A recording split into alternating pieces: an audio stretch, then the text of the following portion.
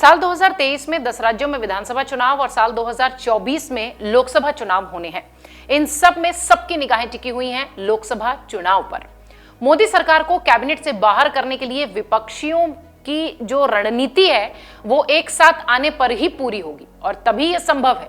यानी PM Modi versus all जैसी, यानी पीएम मोदी वर्सेस विपक्षी एकता जैसी ही कंडीशन बनेगी, तभी शायद प्रधानमंत्री मोदी को सत्ता से बाहर किया जा सकता है। हालांकि जिस तरीके का अभी माहौल चल रहा है उससे यह साफ हो गया है कि आने वाले दिनों में विपक्षी एक साथ नहीं दिखाई पड़ेंगे।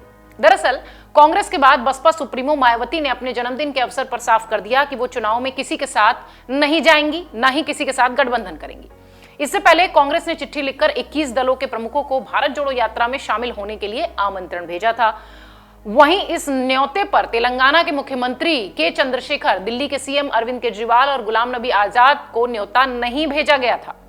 अभी तक ये साफ हो गया है कि इस बार भी विपक्षियों में एकता नहीं दिखाई पड़ रही। कांग्रेस का न्योता न मिलने पर तेलंगाना के मुख्यमंत्री चंद्रशेखर राव ने भी बड़ा दांव खेल दिया। चंद्रशेखर ने भी उन नेताओं को आमंत्रित किया जिनका कांग्रेस से कोई लेना देना नहीं है, लेकिन इन सब में समाजवादी पार्टी के मुखिया अखिलेश यादव को दोनों तरफ से न्योता आया।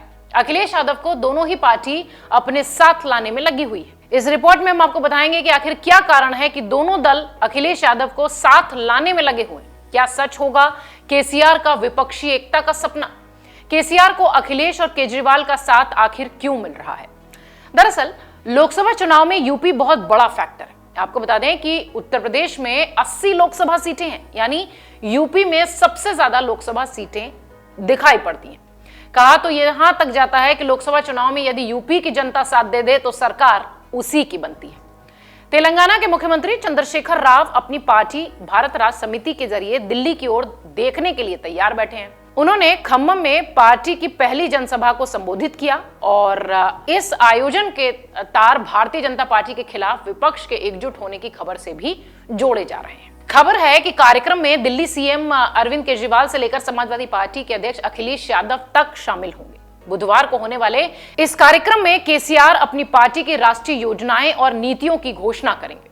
कहा जा रहा है कि कृषि क्षेत्र पर बीआरएस का खास फोकस है और हाल ही में मकर संक्रांति के मौके पर तेलंगाना के सीएम ने कहा था कि देश के कृषि क्षेत्र में एक क्रांति होना चाहिए। इसके अलावा वो किसानों के लिए 24 घंटे बिजली, दलितों के लिए अलग अलग सेक्टर्स में आरक्षण जैसी घोषणाएं भी कर सकते हैं, ऐसी उम्मीद है। अब आपको बताते हैं कि केसीआर के साथ इस कार्यक्रम में कौन कौन शामिल होते दिखाई पड़ेंगे। कार्यक्रम विपक्षी एकता को दिखाना ही है और विपक्षी एकता को दिखाना ही यही एक कार्यक्रम जरिया बनेगा। केजरीवाल और अखिलेश के अलावा पंजाब के मुख्यमंत्री भगवंत मान, केरल के मुख्यमंत्री पिनाराई विजयन और खम्मम में आयोजित इस कार्यक्रम में और कई सारे मेहमान दिखाई पड़ेंगे। इसके अलावा वाम दल भी केसीआर के समर्थन में आ गए हैं, ऐसी खबरें हैं। खबर यह है कि सीपीआई के डी राजा बैठक में शामिल हो सकते हैं। इसके अलावा बीआरएस के नेता, झारखंड के हेमंत सोरेन, कर्नाटक के पूर्व सीएम एचडी कुमारस्वामी को भी न्योता भेजा गया है। खास बात यह है कि तेलंगाना में भी 2023 में विधानसभा चुनाव होने हैं और फिलहाल राज्य में केसीआर की पार्टी सत्ता में है और भाजपा लगातार सक्रियता से बढ़ती दिखाई पड़ रही है तेलंगाना में भी। वहीं केसीआर की रैली में अखिलेश यादव के शामिल होने पर कांग्रेस की प्रतिक्रिया सामने आई है। कांग्रेस एमएलसी दीपक सिंह ने कह दिया कि सभी जानते हैं कि सिर्फ कांग्रेस ही है जो भाजपा को हरा सकती है। देश में दो तरह की विचारधारा है, एक भाजपा को परोक्ष रूप से जिताने वाली और एक भाजपा को अपरोक्ष रूप से जिताने वाली। यही कांग्रेस के साथ है, एक कांग्रेस को जिताने वाली विचारधारा है और एक कांग्रेस को नुकसान करके भाजपा को जिताने वाली। आने वाले समय में पार्टियों को तय करना पड़ेगा कि वो देश के साथ, विकास के साथ हैं या भाजपा के साथ हैं।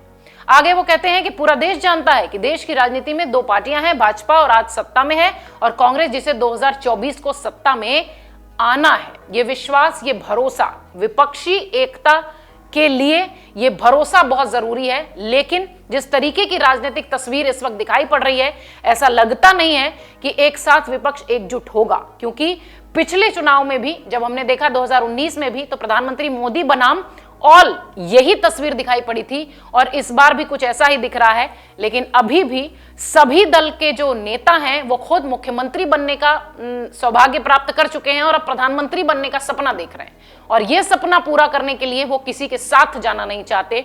शायद इसी कड़ी में ये कहना ज्यादा सही होगा कि विपक्ष को एकजुट करना इतना आसान नहीं है। डाउनलोड करें अमर उजाला ऐप और पाएं खबरें लगातार।